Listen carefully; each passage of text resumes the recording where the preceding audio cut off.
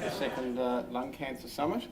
Given it's the second one, the first one sort of set the scene for us, and now we've actually had the opportunity to look at data to see have we made any improvements, where are we lacking in improvements, and today is about looking for unwarranted variation.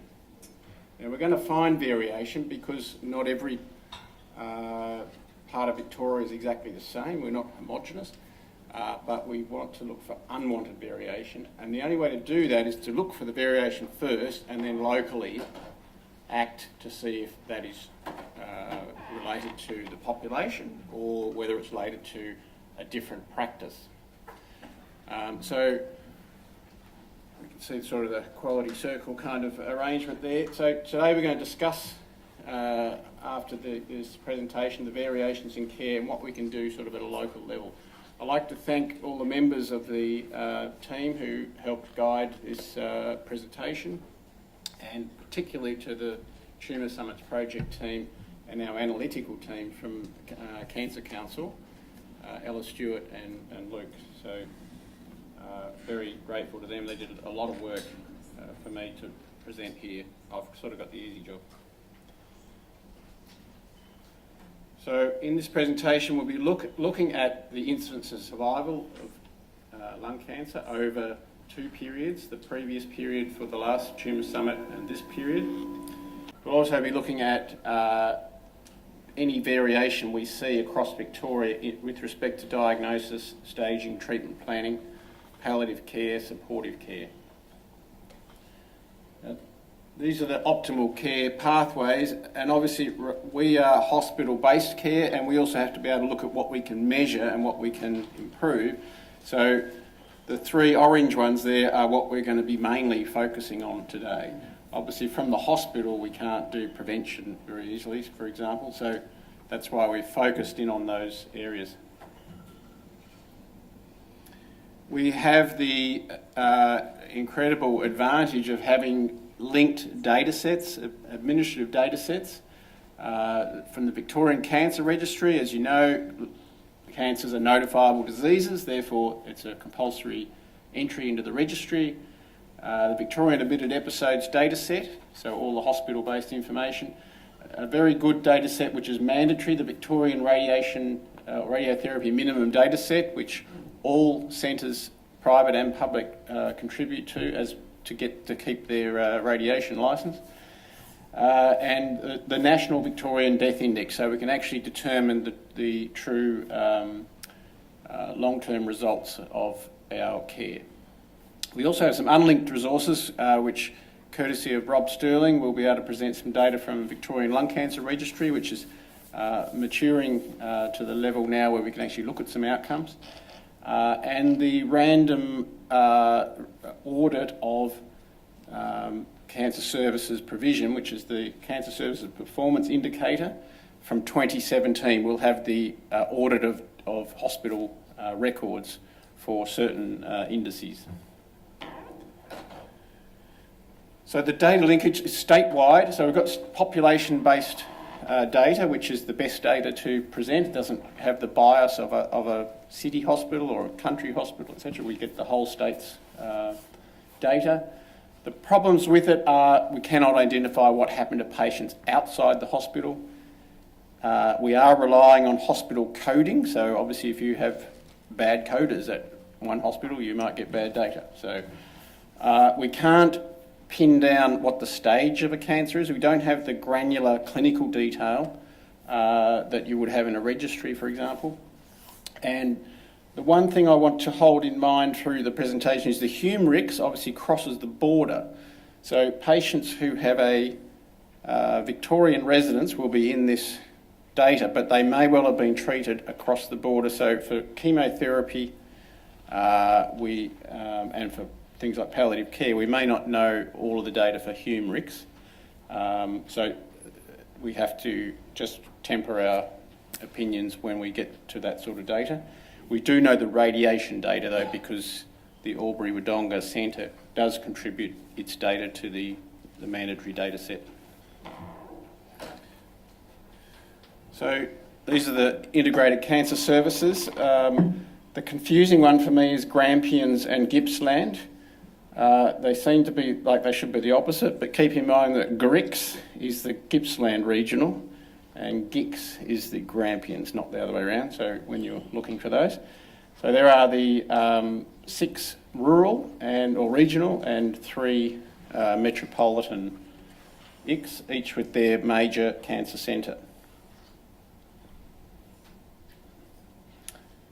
So first of all, we'll look at the demographics, what's happened over time. Some of you may have seen this from Cancer Council publications, but basically we are seeing the overall decline in both incidence but also mortality of lung cancer, but that's mainly because of the reduction in male cancer. As you can see, there's been a steady increase in female cancers. But in the last sort of 6 years, if you can look, use your micro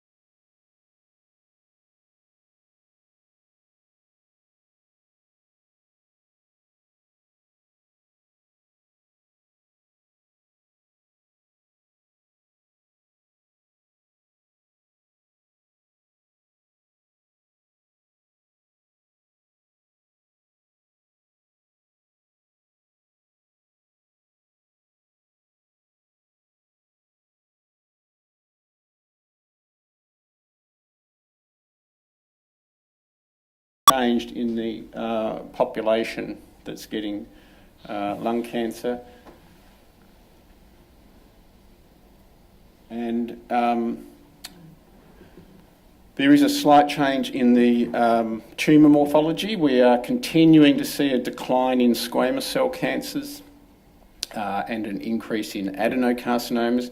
Part of that is because if you look in the wheel there, the thick grey is large cell carcinoma. New pathology guidelines have meant that that is becoming a rarer entity and it's been correctly distributed to either adenocarcinoma or squamous cell carcinoma. The other group includes things like pleomorphic carcinomas, etc., which are about stable. And the NOS, which is not otherwise specified, has slightly reduced. So we do see a fall of a few percent of that, which is good. We want to get the NOSs as low as possible, if possible. The diagnosis or the presentation with metastatic disease is unchanged. It's roughly 50%, and that really is a pretty consistent figure. This is the proportion of patients presenting with metastatic disease, and as you can see, really across the state, it doesn't change. It doesn't matter where you live. The presentation is about half patients will have metastatic disease, and that means that within a month before and 4 months after their diagnosis, a code will have been entered showing they've got metastatic disease.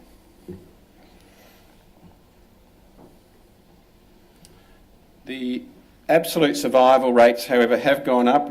The regions do still lag behind in exactly the same fashion as they did at the last tumour summit. But you can see a 4-year survival for Metro has gone from 19.2% to 23.7%, and for the regions, 16.4 to 20.8, and they're highly significant improvements. And a lot of numbers, 22,000 patients, so I think it's pretty significant. Tissue diagnosis is very important, and I think we have generally done well. As you can see, this trend, although it's only a few percent, it's actually a true trend. We are increasing the number of patients, and obviously when you're talking about 22,000 patients, a few percent does make a difference. So we are continuing to do better, and we should keep striving to keep it above that 90% level. Now, the reason it's not 100% is related to this graph, which shows the age-specific diagnoses. So 85 and above, obviously, we're getting into a group where trying to get a diagnosis becomes a harmful activity. So that's where we are consistently going to be low, and it's going to be difficult to raise that other than by more and more minimally invasive techniques. If you look at below 75, very good rates, so almost, nearly 100% for patients below 75. So that leads me to my first slide on variation, and this slide's courtesy of the linked data with the Victorian Cancer Registry. And what this funnel plot is showing is the control lines. If you want to be close to the state average, statistically, then you need to be within these control lines. So if you look back previously, we had a couple of outliers, including one of the biggest lung cancer cohorts in the state, the southern, but we've had a significant improvement in the Grampians and in the southern metropolitan, which between those two probably alone raised the percentage. So the percentage of tissue diagnosis, this is age adjusted, so to be fair, knowing that the elderly are not getting as many diagnoses. And in fact, it's others that don't look so good, in fact, are not doing any worse. In fact, some of them are still doing any better. It's just the state average has gone up and they've been left behind a bit. So now the people that were doing okay need to look at their practice and say, can we do even better? So there's nothing wrong with doing better than good.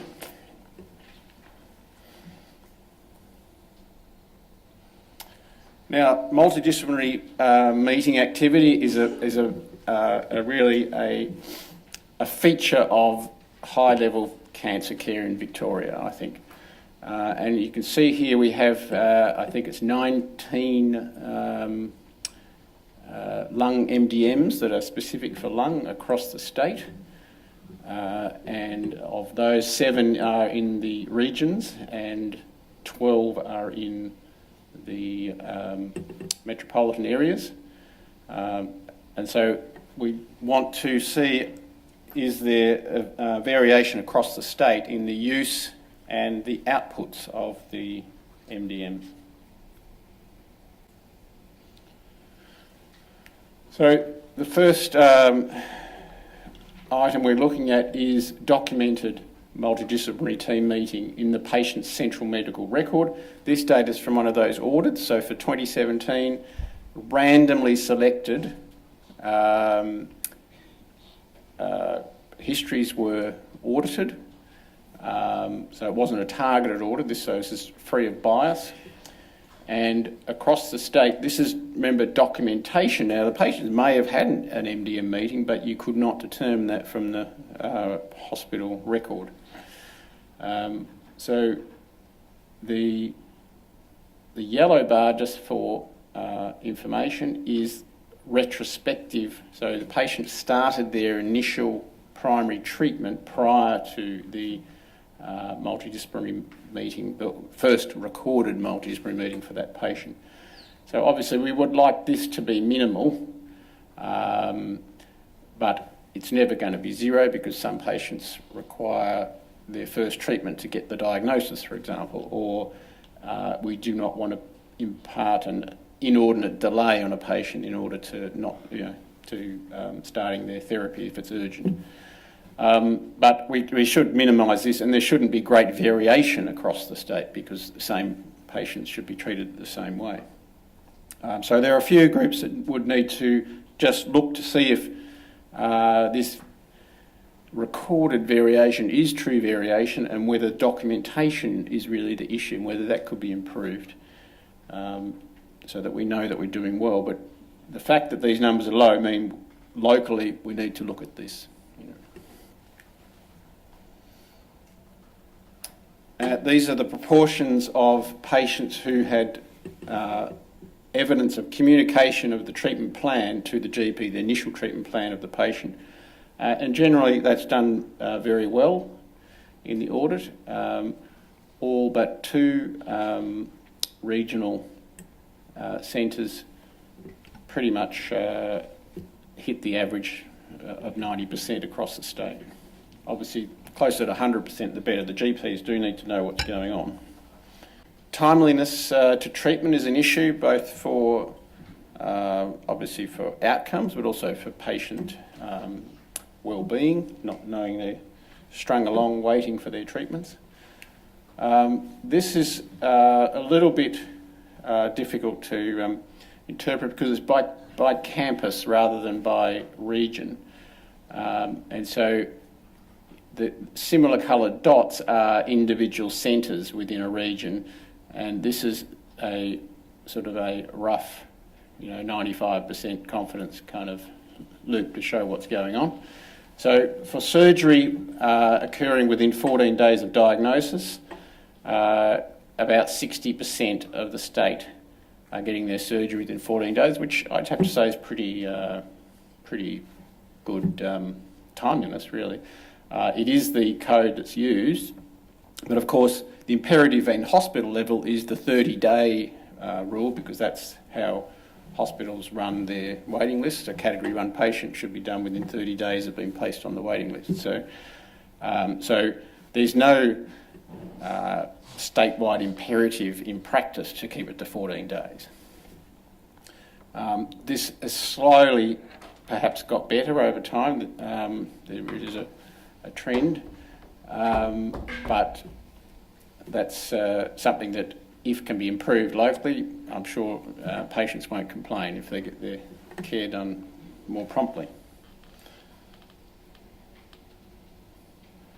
Now, equity of access is something that's very important across the state, and we looked at whether being in the regions versus being in the metro area made a difference to your having surgery. Now, this is for patients who have been defined as having non-metastatic lung cancer, meaning, of course, as I said before, they have not had a metastatic code entered between a month before or 4 months after their diagnosis of lung cancer. So it doesn't capture all lung cancer therapy surgery, because some patients will have had surgery and then a metastasis found 3 to 4 months later, and that patient will not be actually included in this. So these are you could argue these are the surgery. These are the surgeries that count if these patients had surgery. And it does show that, in fact, compared to the metro area, we've defined as a hazard ratio of 1 for receiving surgery. There is variation across the state, and there are regions that are not getting the same access to surgery for non-metastatic cancer. Now, that could be because of variation of stage within the non-metastatic group, but we cannot get that detail out of the data we have. And this is survival of patients with non-metastatic cancer at diagnosis. Now, the better survival is seen in the metro areas once again, and similar, it seems proportionally the case that if you had less access to surgery, you had less survival. So that could be a big issue to look into. And just to show that it's we're doing well elsewhere, survival for metastatic cancer does not really vary across the state. There's, I suppose, in Grampians, perhaps you could look at whether, just touching the 1 there. So, so that would have to look at whether these patients are getting the same access to chemotherapy. But statistically, there is no difference. if you break down survival for non-metastatic patients into the ones that got surgery, if you got surgery, your survival was similar. So I think this to me is saying it's an access problem, not a quality of surgery necessary. Non-surgical patients, there is a variation here. So presumably these patients either did not get any radical therapy or they had a radical radiation-based therapy, and we have to determine why you would do much better in city-based institutions or ICSs than in some of the regions.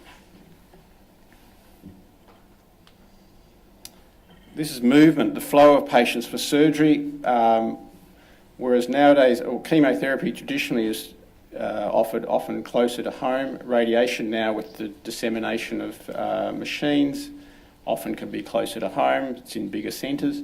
Surgery is something that tends to still require travel because of need for concentration of the skills and services. And the main findings,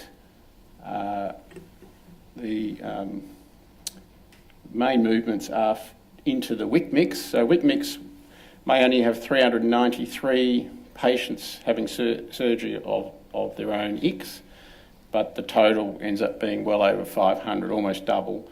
And the other main movement is from the Gippsland region into SMICS. Otherwise, it's pretty much, if you're in the city, you will get your surgery in your own ICS. So the Hume, almost 100% of patients will end up going to one of the WIC mix hospitals. Now, what surgery is received when they get surgery also does vary across the state. Now, the gold standard operation in lung cancer is a lobectomy. A pneumonectomy is required occasionally because there's no other way of getting a curative resection, but that should be kept to a minimum. Our rule of thumb is about 5%. Sublobar resections are reserved for special cases of a compromised patient or a very peripheral, very early stage lung cancer that's been often detected incidentally. Now, there is variation here which could have several explanations. Rural surgery for rural thoracic surgery you would expect not to be as complex as city. Therefore, you may end up having more small tumours, peripheral tumours being resected with sublobar resections. But at the same time, patients who are poor risk patients who are you doing sublobar resections on, the question could be asked, maybe those patients should be done in the city. So we do need to get an explanation for why there is a statistically significant higher sublobar resection rate in the regions than there is in the city. So that's a tough one to nut out from the data, but the variation is there. One good thing that was noted is that there are fewer, just using the arbitrary 20 lung cancer resections per year, there are fewer centres now who do not have more than that done compared to the last summit. So a lot more centres that have an increased volume. And the good thing about increased volume is that the system gets increased volume. So the nursing staff, the physios, the theatre teams are used to doing that surgery more often, and therefore you would expect the outcomes to be better. Of some concern is still a little tail, particularly private hospitals there and a couple of public hospitals. The blue is regional. That little tail is slightly concerning, but it could be that the patient had a diagnostic wedge resection, which turned out to be their definitive treatment, for example. So something to look at. Now, radiation utilisation, this is a bit of a blunt tool because what we really want to know is the radiation appropriate, but It's good to look at variation across the state to look for perhaps there's an equity of access issue. And the state average, these are patients who had radiotherapy for any reason within a year of diagnosis. Now, if they had a radical radiotherapy, that's the number in orange. If they had palliative only, then that's the radiation in yellow. If they had radiation radically and then palliative, they're only counted once, so they only get counted as the radical. And there is some variation. You can see here we have reduced overall utilisation in Hume, but Hume, as I said before, actually this radiation data is accurate because the VMRDS is for Hume as well. So Hume actually is getting lower radiation utilisation for their patients. And certain centres like Whitmix, you'd expect, has got Peter Mack in it. Loddon doing very well with radiation access. And Grampians seem to be a little bit lower in radical, not in overall, but radical. And this also in radical Barwon. So these two regions need to have a look at that variation. The time from diagnosis to getting treatment for radical chemoradiation, obviously that's important for survival outcomes.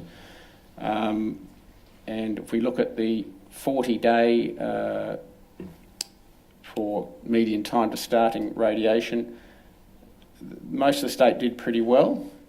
There are some outliers down here, perhaps 3 centres. 2 of those are regional and 1 metro.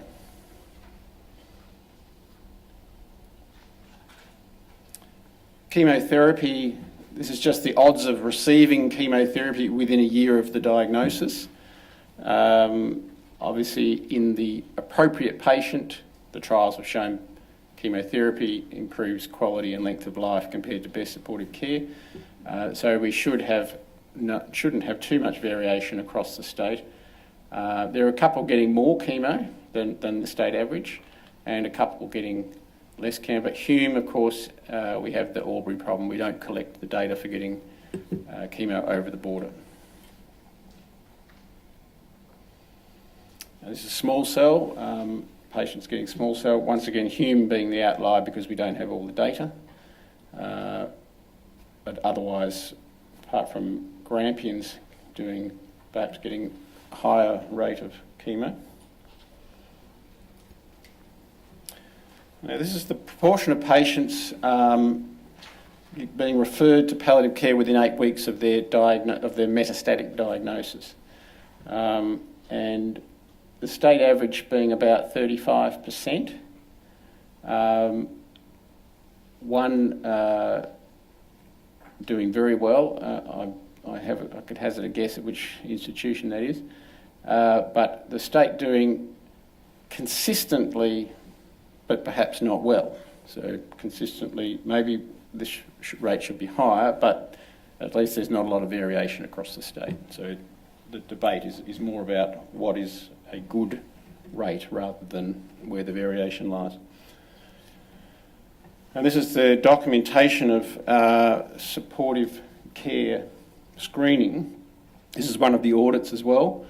Now, as I said, this is documentation of use of a certain tool. So if the tool's not used and some other tool is used, then I think that explains this one. But you could argue that, once again, although there's not otherwise much variation in the state, is this enough? Should only half the patients have supportive care screening? So it's once again not a variation question. So in summary, we've seen overall improvements in survival, particularly for males. In fact, females are getting more diagnoses, but we are doing better with their survival. Tissue diagnosis rates are continuing to improve and are good. So these are the good news ones. Histological subtyping is improving. And the documentation of MDM and pre-treatment planning is improved. Fewer centres are doing less than 20 lung cancer resections. The things that have not changed, with no change in stage 4 presentation. That seems to be a problem that will only be solved if we introduce screening. That's how they present. Regional residents' survival continues to be poorer. This is something we really have to look into. And it's overall, but really driven by the non-metastatic. Access for regional patients to curative modalities may be driving that poorer survival. Supportive care screening, pretty poor uptake across Victoria in terms of documentation. But we do need some new quality indices. The data we presented for radiation and for chemotherapy, very blunt tools. They're not really telling us great information to improve. What we really need is new indices. For example, are patients getting appropriate targeted and immunotherapy with the appropriate companion tests? What proportion of patients are doing this? What proportion of patients are appropriately getting a radical radiotherapy? And the ascertainment of the surgical radical radiotherapy cases, we perhaps need a different methodology to determine that because the metastatic, non-metastatic rule kind of messes up our figures somewhat. So I'd like to acknowledge the organisations that have helped do this. They're all set out there. And we'll conclude there.